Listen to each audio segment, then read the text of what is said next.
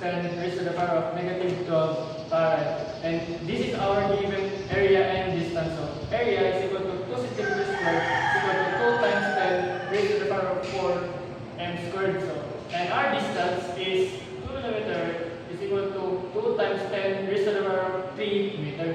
Then solution is C is equal to 8.85 times 10 raised to the power of 12 times 2 times 10 raised to the power of negative 4 over 2 times 10 raised to the power of negative 3. So we can, if we solve this or calculate this, so we can come up to 8.85 times 10 raised to the power of 13. And since we have the Q and C already, so we can solve now the voltage. So V is equal to Q over C is equal to 4 times 10 raised to the power of 12 over 8.85 times 10 raised to the power of negative 13. So our voltage now is 4.52 voltage. So we have the voltage battery now. So next is the turns of the number of turns in the solenoid.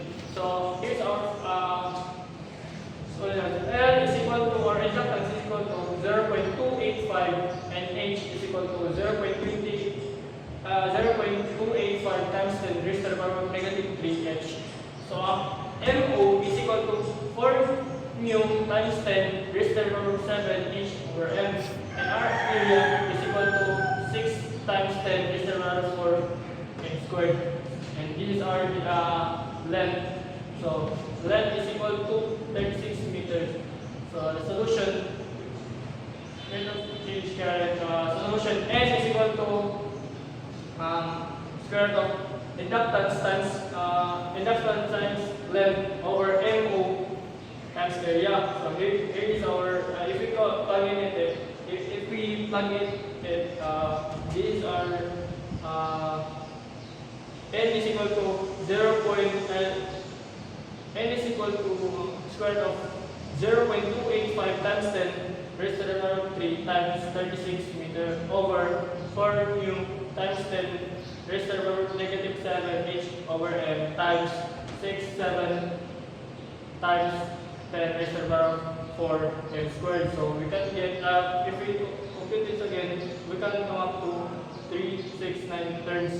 So the rate of the change of current. So this is our formula. AMT is equal to negative L or inductance di over dt, or simply di dt is equal to EMT over L. So di dt is equal to negative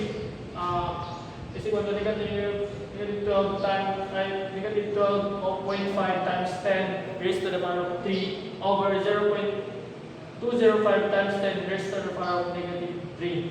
So if we compute this, we can come up to 43.86 A over S. So that is how we calculate this problem.